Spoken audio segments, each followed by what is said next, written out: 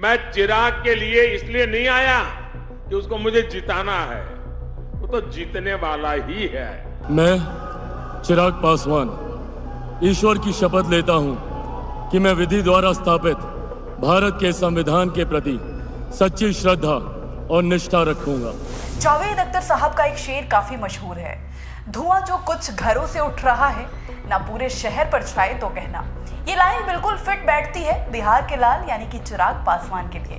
नमस्कार, newsviews.in देख रहे हैं आप, आपके साथ मैं हूं अनुभा सिंह। बिहार के हाजीपुर लोकसभा सीट से चिराग पासवान ने जीत हासिल की।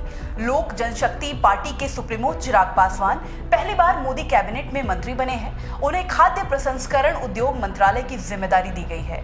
रविवार को उन्होंने मंत्री पद की शपथ ली। चिराग पासवान ने 2024 के लोकसभा चुनाव में हाजीपुर से चुनाव लड़ा और लगातार तीसरी बार जीत मिली है। इससे पहले 2024 और 2019 में उन्हें जमुई लोकसभा सीट से जीत मिली थी। चिराग इन दिनों सोशल मीडिया पर काफी छाए हुए नजर आ रहे हैं। युवा उन्हें काफी पसंद कर रहे हैं। लड़कियों के क्रश भी बन चुके हैं चिराग पासवान। आपको बता दें, चिराग बस लोगों के ही नहीं बल्कि देश के प्रधानमंत्री नरेंद्र मोदी के भी पसंदीदा हैं। चिराग को मोदी के हनुमान के नाम से जाना जाता है। प्रधानमंत्री नरेंद्र मोदी चिराग पासवान पर अटूट विश्वास रखते हैं और ये लोकसभा चुनाव के प्रचार के दौरान साफ साफ देखने को मिला। दरअसल पीएम मोदी जनसभा को संबोधित करने के लिए चुनाव से पहले हाजीपुर पहुंचे थे। यहाँ प्रधानमंत्री नरेंद्र मोदी ने चिराग पासवान के लिए तारीफों के पुल बांध दिए, जिसकी उम्मीद खुद चिराग पासवान को कभी नहीं रही होगी। पीएम मोदी ने कहा था कि मैं पब्लिकली ऐसी बातें नहीं बोलता हूं, लेकिन यहां कह देता हूं कि चिराग के प्रति मेरा प्यार इसलिए है कि जब मैं चिराग से पहली बार पार्लियामेंट में देखा तो मैं इतना ही जानता था कि रामविलास जी के बेटे हैं। मैंने देखा था कि उनके व्यवहार में रामविलास जी के बेटे होने का कोई गुरूर नहीं था और ये बहुत बड़ी बात है। मैं इसके लिए उनकी माताजी को सारा क्रेडिट देता हूं। फिर पीएम मोदी ने चिराग पासवान की माताजी की ओर देखते हुए कहा कि आपने इसमें ऐसा संस्कार दिया है कि गुरूर का नामो निशान नहीं है। इतना ही नहीं, पीएम मोदी ने पहले की एक कहानी भी सुनाई। उन्होंने कहा कि ये शायद चिराग को भी नहीं पता होगा। रामविलास जी कैबिनेट में थे तो मैंने उनसे कहा था कि मैं देखता हूं कि चिराग जब पार्लियामेंट चलती है तो वो पूरे दिन सदन में बैठता है। पूरा समय वो पार्लियामेंट में बैठे थे। मैंने कैबिनेट में कहा कि देखिए, इस बच्चे में सीखने की बहुत लगन है। वो एक एमपी के रूप में सीखने की इतनी कोशिश कर रहा है कि मैं कई बार चिराग को तुम कह देता हूँ क्योंकि उसको बेटे की तरह देखता हूँ, वरना वो आपके माननीय सांसद है। ऐसे में मैं मानता हूं कि एक सांसद के रूप में चिराग पासवान सफल है और आपके बिहार के सच्चे प्रतिनिधि हैं। चिराग के प्रति मेरा प्यार इसलिए है, मैं पब्लिकली आमतौर पर बोलता नहीं लेकिन आज बोल देता हूं। चिराग जब पहली बार पार्लियामेंट में आए तो मैं तो इतना ही जानता था रामविलास जी के बेटे हैं, लेकिन मैं देखता था उनके व्यवहार में रामविलास जी के बेटे होने का गुरूर का नामो निशान नहीं था।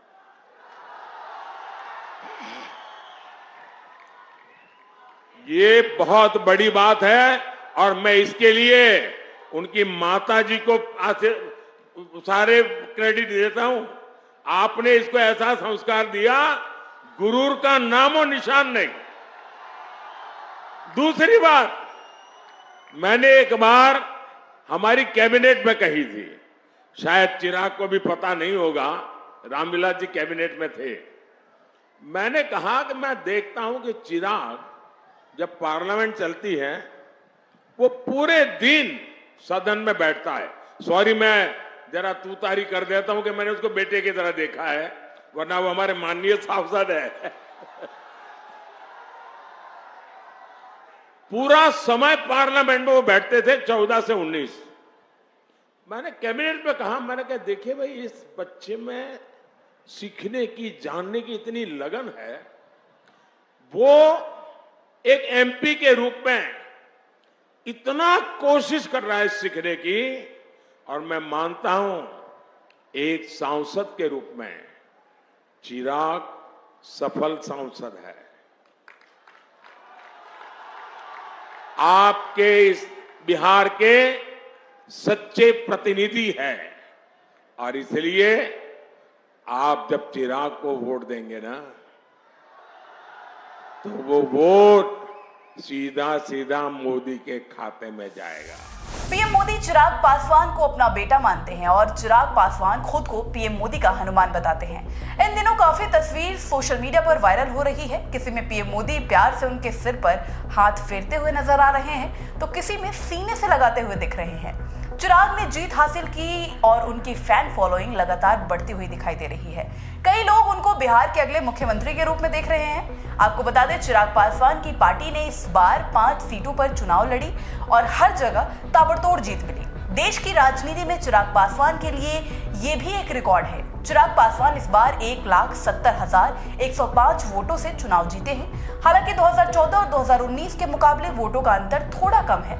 2014 में चिराग पासवान के पिता रामविलास पासवान हाजीपुर से 2.25 लाख के करीब वोटों से जीत हासिल की थी। राजनीति में एंट्री से पहले चिराग पासवान बॉलीवुड में भी किस्मत आजमा चुके हैं। 2010 और 2011 में चिराग पासवान हिंदी सिनेमा में अभिनेता के तौर पर काम कर चुके हैं। मिले ना मिले हम और वन एंड ओनली जैसी फिल्मों में भी लीड एक्टर रहे। हिमाचल प्रदेश की मंडी लोकसभा क्षेत्र से निर्वाचित हुई फिल्म अभिनेत्री कंगना रनौत ने मिले ना मिले हम में साथ दिया उनका।